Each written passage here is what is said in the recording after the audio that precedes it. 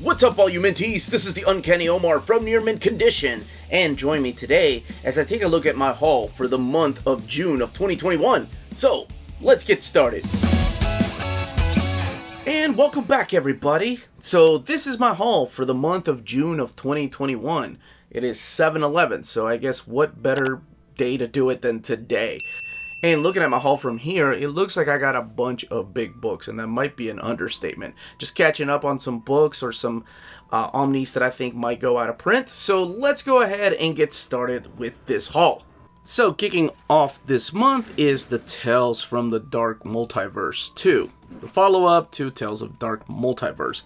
So the character of Tempest is back, and he's kind of like the Watcher. Okay, let's just call it what he is. He kind of oversees all these dark multiverses. And the way they collect these are pretty interesting. I like the way that this particular book is collected.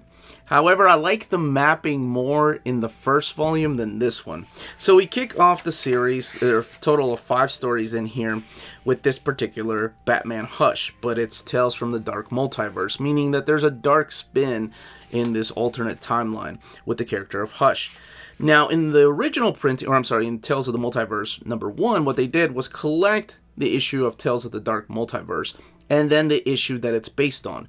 What they do here is put all 5 of the issues together towards the very front. So you have Flashpoint, you have War of the Gods, and you have, what else? DC Metal in here, Crisis on Infinite Earths, as well as that Hush book. And then in the back is where they collect all the stories that inspired those Dark Multiverse stories. So you have Hush, I think this is 617, or I want to say it's 617. 619, I was off by 1. Where you get a better understanding as to who the character of Hush is. You get Flashpoint number 1 in here. So you get the original issues that those Dark Multiverse issues are based on. So you get War of the Gods number 4 here, and then you also get Crisis on Infinite Earths number 12, which I can't imagine reading Crisis on Infinite Earths number 12, the final part of Crisis, and understanding everything that's going on. And then you also get, pretty interesting that they went with metal for one of the Dark Multiverse issues. The paper quality on this is like the first one. It's this matte paper. It's not glossy paper. It is a standard size hardcover, and it does have glued binding. It does have a dust jacket, though. There are no extras in the back. Like, there's no sketches or anything. But it does collect those 5-issue miniseries. And like I mentioned, I like the mapping more in the first one than I did this particular volume 2. Here's a book that I finally got in. It's been a couple of months since I ordered this, but my pre-order finally came in, and that is Avengers by Jason Aaron Volume 1. So I didn't get a copy from Marvel because, they don't send me everything, and they don't have to. But this is the first oversized hardcover collecting Jason Aaron's run on Avengers. And we do have a solicitation for a Volume 2 early next year. I'm not sure. I'm pretty sure that... I want to say that collects issues 13 through 24. This collects issues 1 through 12, as well as the free comic book day issue that was drawn by Sarah Pacelli, who is, during this time, a phenomenal artist.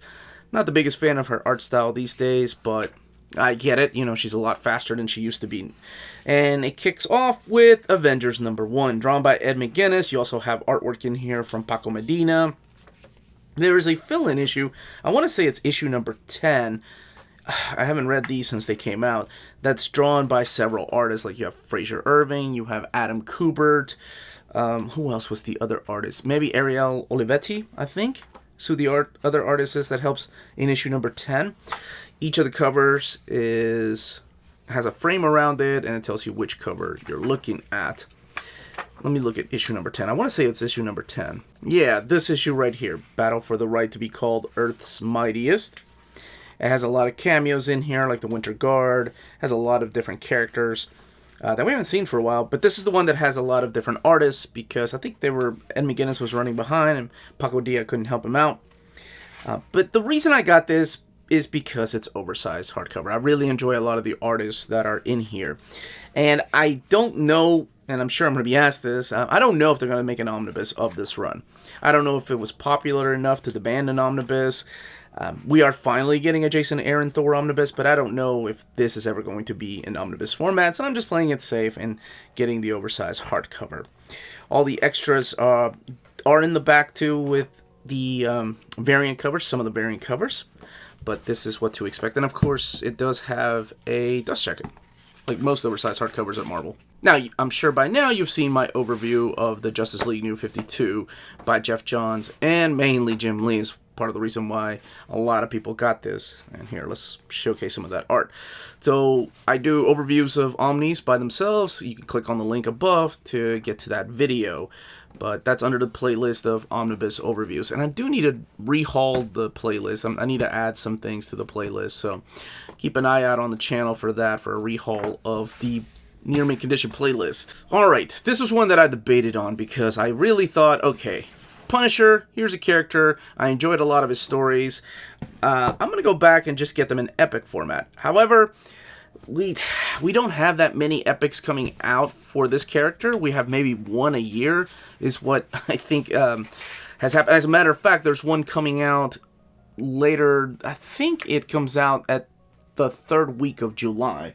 This particular one returned to Big Nothing, and I'll be doing an advanced look at this in the next week or so. But we haven't had a lot of epic collections for this character, and this collects the character's early appearances before he had his own ongoing series, when he appeared in just different issues of Marvel Comics, and then eventually we do get to his first mini-series.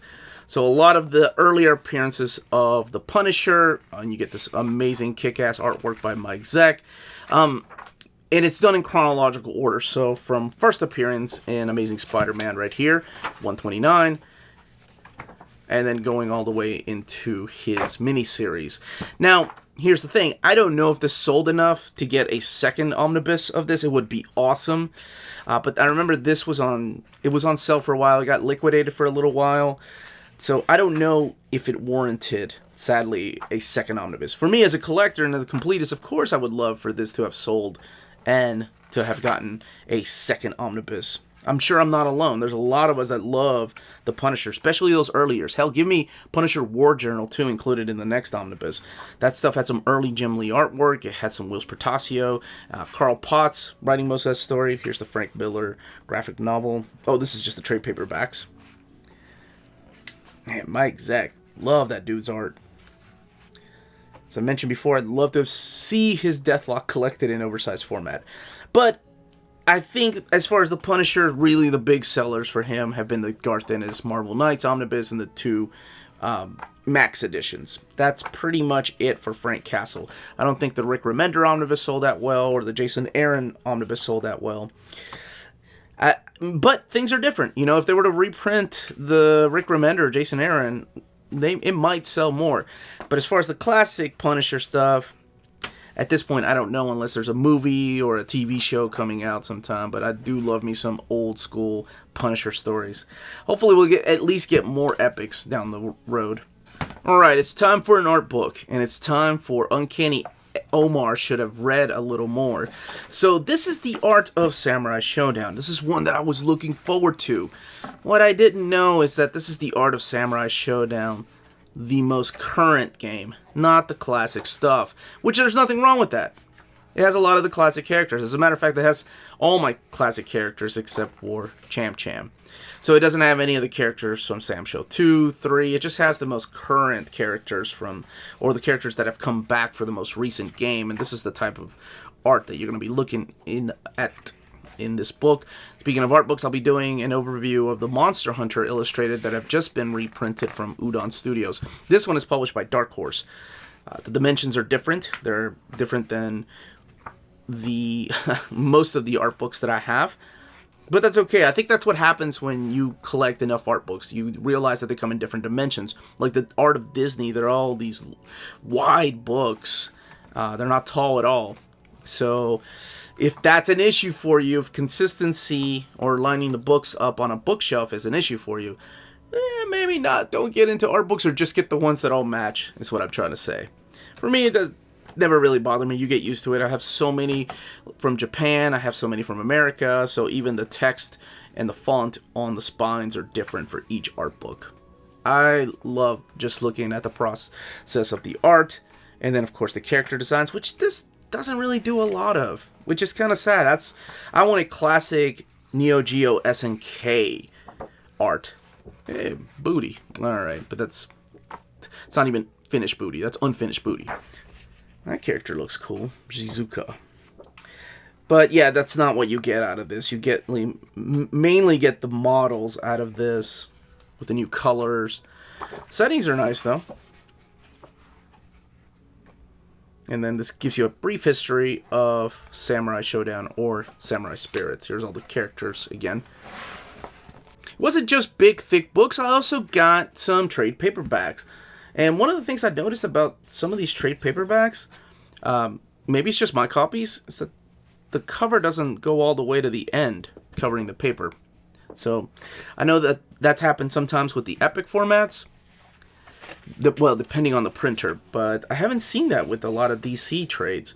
So here we have an interesting collection because I love Judd Winnick. I love his Green Arrow run, but this is the tail end of his Green Arrow run. This is the Till Death Do Us Do They Part, and it's a story where Black Canary and Green Arrow finally tie the knot, and things happen. But this is a weird era to collect because, like I mentioned, Judd Winnick had been writing Green Arrow for about 5 years. He took the book on after Brad Meltzer left, and of course Brad Meltzer took the book on after Kevin Smith left. But we don't have any of that early stuff collected in this thick trade paperback format. We've got it in, I think all we have it is these thin trade paperbacks, and some of them are mislabeled, by the way, so whenever I do a Green Arrow reading order, I'll show exactly what I'm talking about. So I hope the sales of this shows DC that there's an interest for these classic Green Arrow, pre-New 52, pre-Rebirth stories in this thick format. Because I would love to see this. I'd love to see this for Chuck Dixon's run on Green Arrow, now that we're done with Mike Grell's run in thick format. So it's an interesting decision to collect this particular era of Green Arrow.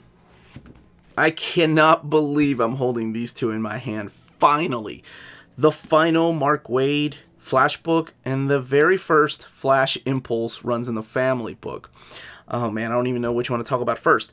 Both written by Mark Waid, though. Let's do this. Let's do Flash Book 8. So here it is. This is it. No more Mark Waid Flash after this. Yes, he came back to the book, but it was so different then. And it was honestly different type of characters that were introduced. The table of contents here showing you exactly what it collects. And the most important thing for a lot of completists, issue 163 is included in here. Meaning this lines up perfectly with the Jeff Johns collections, because Jeff Johns started with issue 164. So it does include the issue here that is not written by Mark Waid. I cannot remember who the fill-in writer was, or whoever the guest writer was between the two creators. The most interesting thing I was reminded of about this run is this early Paul Pelletier artwork. This is Paul Pelletier, the guy that eventually went on to draw Hulk, who has more of an Alan Davis look to his art.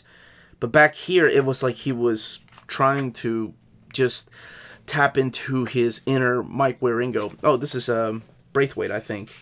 Yeah, sorry. I was talking about this type of art here. It was like he was trying to tap into his inner Mike Wieringo or Humberto Ramos type of art is what Pelletier's artwork looked then. Yeah, Doug Braithwaite. That's right. So also some early artwork by him in here. But this wraps up the run of Flash, and you find out who this particular Flash is through these pages. There's a couple of little things in here that I haven't read some of this stuff in ages. I remember reading them in single issues right after getting a bunch of the early trade paperbacks of Mark Waid when they were collected just in these older, crappier formats. I wanted to finish out his run because I had never read it, and in between... Now, there is a book in between this, and that's the Mark Miller and Grant Morrison book that fits in between this and Volume 7. But this is it. This wraps up his entire 7 years, I think he got to write the book. There is an afterword here that was written, I think, this year. Yeah, 2021. He talks about his favorite issue. He talks about his favorite piece of art that he still hangs up to this day to remind him why he loves his job. I love that about Wade. He's such a deep dude. Need to get him on the show and talk to him. So, speaking of Wade, we also got the Flash Impulse Runs in the Family. No volume 1 there, which makes me a little bit worried, because with these, at least we got book 1.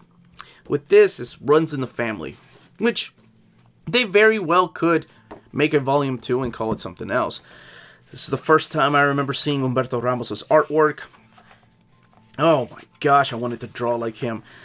I think here around this time is when a lot of these younger artists, mainly, I remember a lot of the Spanish artists, a lot of the Mexican artists were trying to like tap into the anime genre. Like you had Joe Mad drawing that kind of art style. Granted, Michael Golden and Arthur Adams had been doing that for decades, long before these guys came around. But these guys were the first generation that I remember. I was like, oh man, these guys watch the same anime I do. These guys play the same video games I do. Not just him, but also you had Mike Wieringo, you had Jeffrey Scott Campbell, like I mentioned, Joe Mad, and Humberto Ramos. Fell in love with his artwork. I remember when I used to fool myself into thinking I could draw comics, I was like, oh yeah, I totally could draw this art style. Fell in love with Bart. Great character. I remember Mark Waid once saying that the way that he wrote Bart Allen was if he had hair and if he was 13 years old. That's the way he wrote Bart Allen. And it shows us how much of a smartass, how fun of a character he is. So he was first introduced in the Pages of Flash. That issue is not collected in here. This mainly just has the Flash issues, Impulse issues 1 through 12, and then the Flash issues for the crossover. Which I think, is it Time Runs Out or Dead Heat? I think it's Dead Heat. So this is the crossover. Yeah, Dead Heat. That's what it's called. So this is the crossover with Impulse and Flash. And by the end of this, well, you'll have to read the Flash book by Mark Waid. As far as extras, no extras in the back. It's just a big, thick trade paperback that I'm happy to finally own. Because I remember when we had this trade paperback announcement, I pre-ordered that 3 years ago. It got canceled. They said that not enough pre-orders. Actually, I don't even think they made a statement as to why they canceled it. They did make a statement as to why they canceled the first Omnibus, the first Impulse Omnibus, and they stated that it was because they lost the masters for the original art, which I don't know why don't they just rescan them and touch them up like they've done with other books, but maybe it's because it's Impulse and it's not going to sell well. Regardless, I'm happy to finally have this in my collection. All right, Jamie Hewlett. Oh my gosh. I have been waiting for this particular book for a long time. I missed out on the first printing, which is bigger. However, this is interesting. However, this one has... It's cool. I've never seen that. It covers up the pages. This one has more artwork. So if you're not familiar with his art, he is the artist that did a lot, I guess, of the Gorillas. I guess it works as a bookmark, maybe? So he does a lot of the artwork for the Gorillas. He's done artwork for Tank Girl. There's a lot of mature things in here that I can't show, but I'm a huge fan of his art. I remember watching the Gorillas video as a kid, and I was like, oh, I hope that guy designs video games, or I'd watch a cartoon like this. But this is what his artwork looks like. There's a lot of pinups in here. There's a lot of CD covers. Album covers, sorry, not CD covers. The book is a small dimension, though. It's smaller, like, for example, here it is to the size of a trade paperback. And the original printing of this, which has less artwork, is bigger. So that's the decision, right? Do you want oversized artwork? Of course I do. I just couldn't find it for, this was $30 compared to, I think, the original printing now goes for $90 is the cheapest I've seen it. But I also wanted all his artwork. I love his stuff. He is so good. You know who actually reminds me a lot of his art, in a way, is some of the Sean Murphy stuff. Of course, I picked some bad pictures to compare the two. But he definitely has a lot of just anime, and not just anime, but like cartoon influence in his artwork. Like Western-style cartoons, European-style cartoons, of course. big fan of his stuff. So if you're a fan of his, or just gorillas in general, that type of artwork, or Tank Girl, pick up this book. It's cheap enough right now, and it's in hardcover format. Don't at me. I don't know why. I don't know why. I don't have a reason. Okay, I do have a reason, and it's this guy right here, Kenneth Rockwell. So this is the Red Hood and the Outlaws New 52 Omnibus, Volume 1. So why? Okay, in all seriousness, I'll tell you why.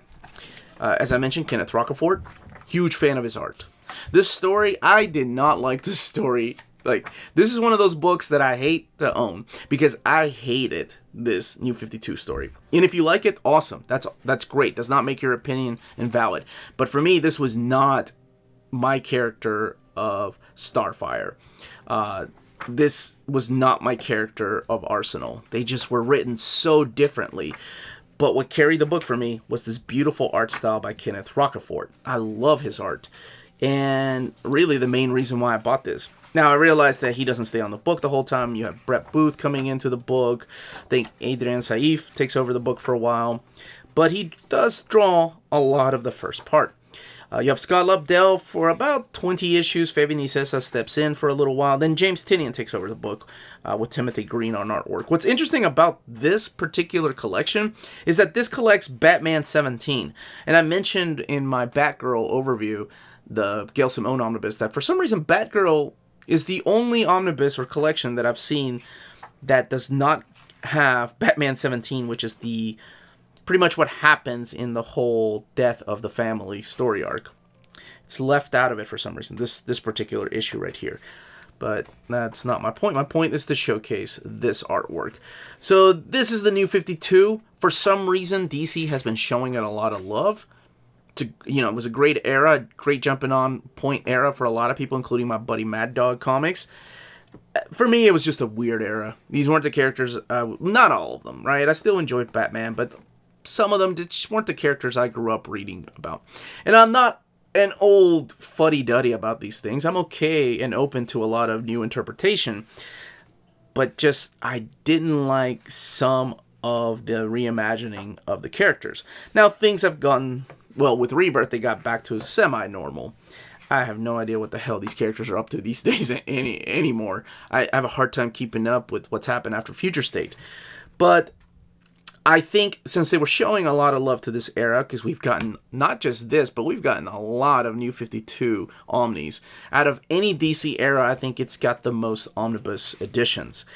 So chances of a Volume 2? Not very likely, but the odds are in its favor more than something like, oh, I don't know, John Byrne's Man of Steel. Had to sneak it in there somewhere. But would I buy it? Probably. Yeah, because I'm a completist. I'd get it.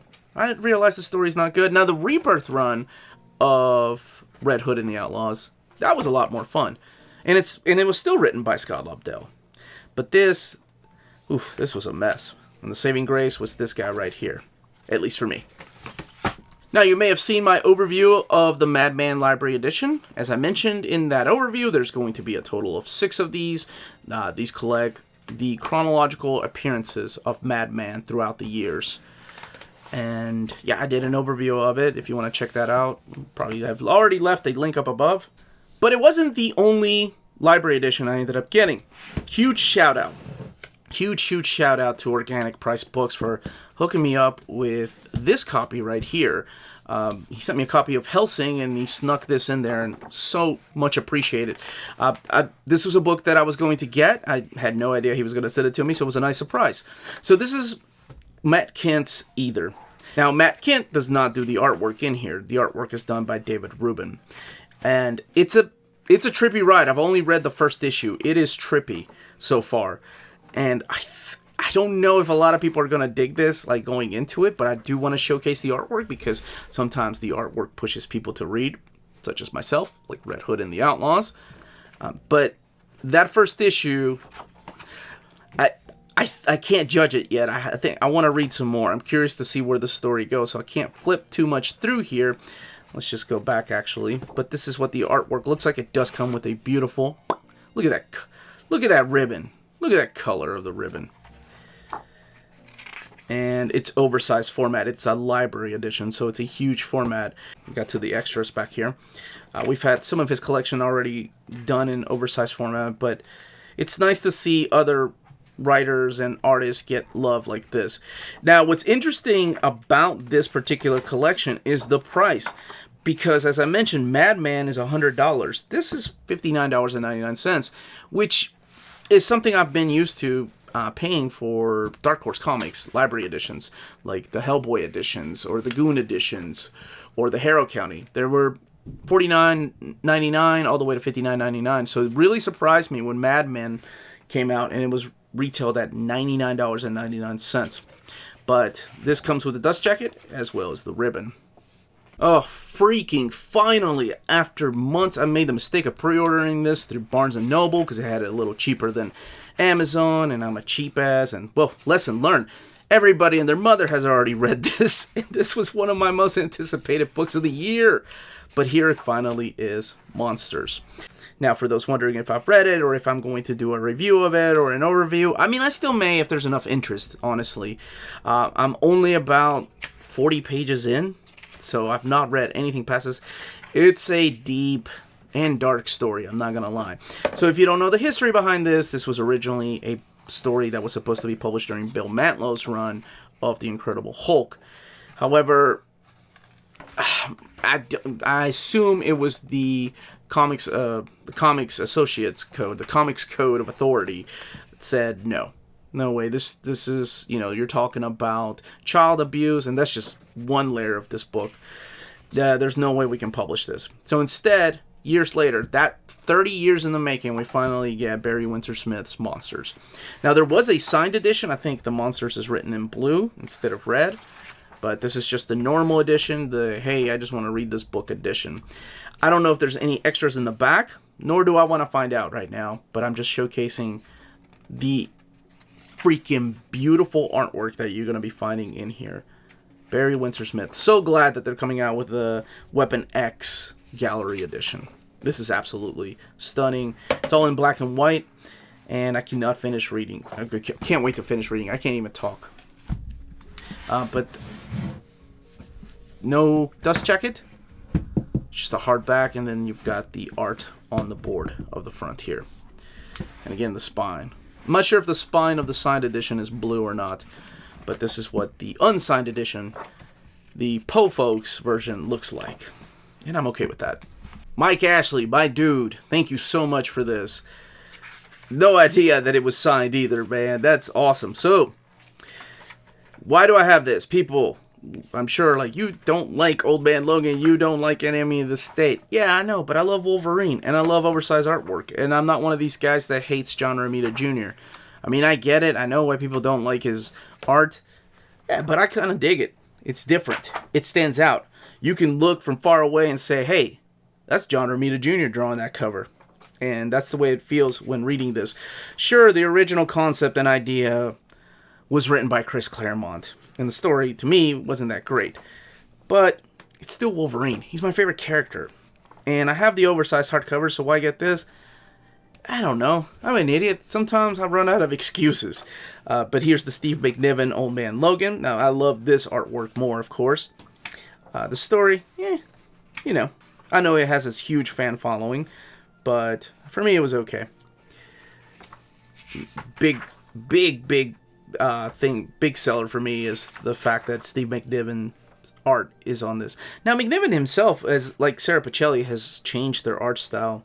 I don't know if that's because Dexter Vines is not inking his stuff anymore, but this is the stuff that I enjoyed. This, so real. Like, the skin looks so good. I know it's weird to say that about a comic book, but it looks so leathery. He looks like a real person.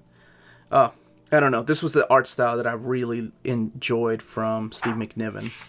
And, you know, I don't know if there's going to be a reprint of this. I'm sure there is, especially now that I got this. But this is Wolverine by Mark Millar, containing both of his stories in here. So I did an overview already of the Justice League Bronze Age Omnibus. Like I said, whenever these new Omnis come out, I always like to do overviews or advanced overviews on the channel. And there is a playlist for that. So this is the Justice League Bronze Age Omnibus Volume 3. It's finally out. And here is the book that my wonderful wife got because she was interviewing Elsa Charretier. And if you haven't seen her interview, it's freaking awesome. Elsa is an amazing artist, and this is her art. And she could not find the book, and it was just hidden under a pile of my books, of course. So, completely my fault. She is a phenomenal artist. To me, she reminds me of Darwin Cook or Bruce Timm. That kind of art style has this animated look to it. I love it, and this is just a bunch of her art pieces in a collection. It is labeled a volume 1, so this is Big Head Little Arms. I think that's the publishing company. I don't know why I said that. Now, we got this from her. She has her own shop, and that's where we ordered it from, so it came from France. And she is a phenomenal artist. It's done work for Marvel, done work for DC, done work for... She's done a lot of storyboards. Like, she has her own channel. She's a freaking talent and a tank at art. Oh, yeah, I can go on and on, but I guess I'll stop there and just showcase her artwork. And then, oh yeah, she does the actual pages here. So she breaks down the story and then draws her art. Oh, wow. And like I said, this is a volume 1, so I'm not sure if there's a volume 2. It's The Wicked and the Divine. Or not, but I would definitely buy a volume 2. Really love her art style. And she's a great lady, too. Yeah, I had this book already. Yeah, I sold it because I was going to go the epic route. So why the hell did I get it again? I bought volumes 1 and 2. Why? Well, because some idiot on YouTube announced the volume 3. Yeah, yours truly.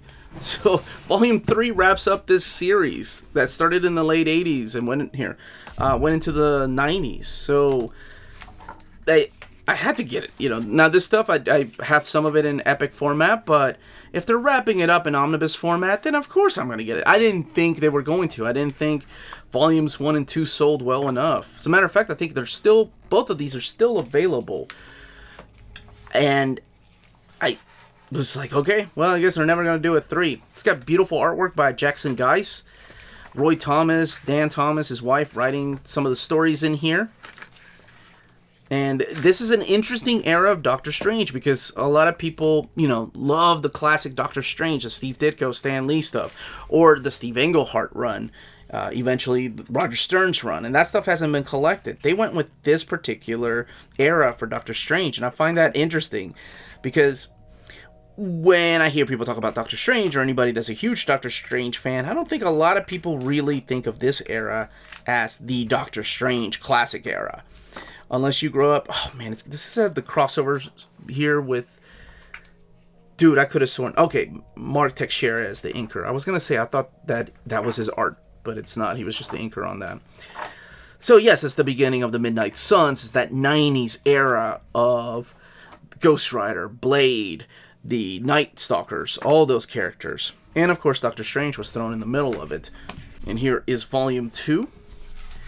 And then Volume 3 is going to have the really interesting era of Doctor Strange when he was part of the Edge universe, the Marvel Edge universe, which again was Ghost Rider and those type of characters. During the 90s, Marvel started putting their characters under different categories. Like, you know, you had the X-Men family, you had the Spider-Man family, and then you had characters like the New Warriors. They didn't really fit anywhere. They weren't fitting in with the Avengers family, so they put them with the Spider-Man family by having the Scarlet Spider join their team. But hey, that's another story. Doctor Strange fit into the Marvel Edge era, and that's Punisher, Ghost Rider, those type of characters. And I've only opened this book once.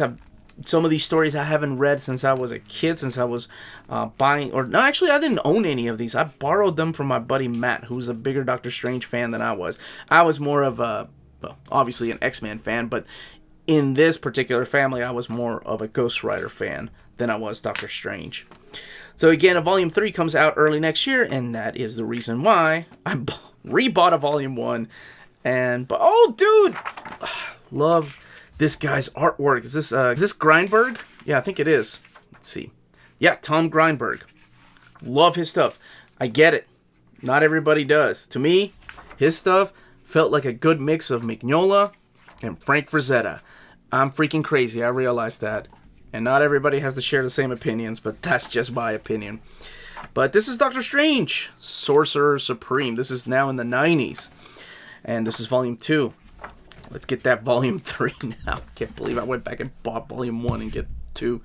That may not have been my stupidest purchase, because here we have Absolute Y the Last Man.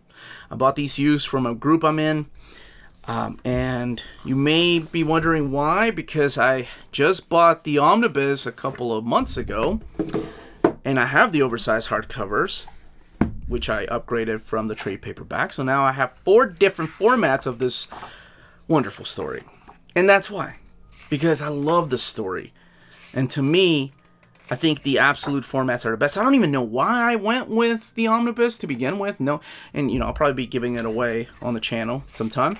But why didn't I just go with the Absolute route as soon as it was announced? I don't know. So for anybody that has ever felt stupid going from trade paperback to oversized hardcovers, or has ever seen my one segment where I talk about why I double dip, this is one of those cases that I quadruple dipped.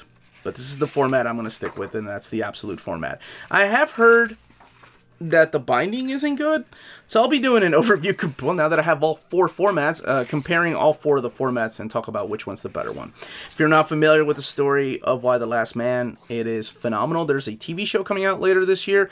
It's about Yorick and Ampersand, and one day the entire Y chromosome just is wiped off the earth, whether it's human or doesn't matter. Everything dies. Everything that's a man dies, and the only people left alive are women and Yorick. So of course he's wanted by everybody, including the government. He's wanted by these Amazon tribes. He's got a sister out there that he keeps looking for. So, oh man, this story is so wonderful. It means a lot to me. My wife and I both love it, but I ended up with all 3 of the Absolute editions, and they all come in their own little slipcase, a big slipcase. But none of them have any dust jackets. I've opened them up, and none of them have dust jackets. I know sometimes with Absolutes they've had dust jackets on them, but none of these have dust jackets. So I'm gonna be careful flipping through here. But this is Y the Last Man. Man, this deserves a reread. Maybe I should make Maddie, or suggest to Maddie, doing a old reader, new reader on Y the Last Man. And last but certainly not least, speaking of Absolutes, Absolute Arkham Asylum. I've had this in deluxe edition, I've had it in trade paperback edition, I've had it in standard size hardcover edition, and it's one of the best Batman stories. Now it's out of print, however. I do keep the little leaflet there, put them inside here. It is out of print, and that's why I decided to get it, because I found it. And I FOMO'd myself, saying, oh, DC's never going to reprint this. But of course they're going to reprint this. Every book that I think DC's not going to do, they end up reprinting, whether it's an Omnibus or an Absolute edition. The only things I don't see them reprinting ever is the deluxe edition. So if you've not read this, oh my goodness. If you've not read this, there is a deluxe edition coming out later next year, if that's your cup of tea instead of this format. But this is the phenomenal story by Grant Morrison, who... amazing. And, of course, Dave McKean. So, it's schnicked. That's not schnicked. That's skit. What the heck is wrong with me? It's less about Batman and more about Arkham Asylum. The less you know about it, the better off you are. Just look at this beautiful artwork. It sets the tone of this creepy story. Oh, damn, this is so good. And it's not that long either. It's a short story. So I think this Absolute edition's $100. No, this one was $75. The retail on this one was $75. But like I said, as of this video, it is out of print. I'm sure DC's going to reprint it. It's Grant Morrison. It's one of the best Batman stories without too much Batman in there. But it's a classic. And we are getting a deluxe edition later next year. Let me see about the extras. All right. So the extras, all of this is extra. So like I said, it's not a long story. So don't expect the whole book to be nothing but story. There is the script in here. And the script is printed on this thick matte paper, whereas the rest of the book, where the actual art is this glossy paper. This is matte. And then we should have sketches or something, because I know the deluxe edition, or the standard size trade paperback, yeah, it has things like this. It's kind of like the storyboard and the breakdowns and thumbnails for the artwork in here. I'm sure they'll have the covers to the freak. Okay, here we go. The art gallery. I don't know how many different editions they've printed over the years, but I'm sure we go. That's the original hardback.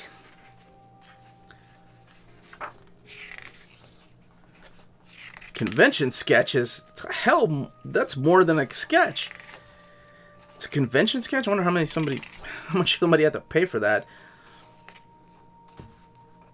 And then this is Painted Element for this edition's slipcase cover. It doesn't have a dust jacket. It's just art on the board, and it comes inside of this beautiful slipcase. It's a really thin book, though. So that, as they say, is that. Now, most of these books are available from our sponsor, CheapGraphicNovels.com, your online source for collected editions up to 50% off retail price. Cheap Graphic Novels prides itself on excellent packaging, so your stuff gets to you in excellent condition, and they have amazing customer service. Check out their bargain deals for up to 90% off cover price. And for all you Minties that are watching, if you're a first-time customer, don't forget to mention that Near Mint Condition sent you their way for a promotional credit on free shipping on your next order. Now, this is only for U.S. customers. CheapGraphicNovels.com, your source for the hottest books with deep discounts, customer service, and excellent shipping that will keep you coming back for more. And that was it. That was my haul for the month of June. Let me know in the comments down below what you picked up, or what some of your favorite books that you picked up in the month of June have been. Again, this was the Uncanny Omar. Thank you all so much for watching. And yeah, don't forget to hit subscribe and like. That all helps with the YouTube algorithm and our channel keep growing. And I will be back with my manga, my huge manga haul. I got a little box crazy there for a while. But again, this was the Uncanny Omar. Check out our spread shop and our Patreon. Amazing ways to support the channel if you can do so. And more importantly, everyone, please stay healthy, stay safe, and much love.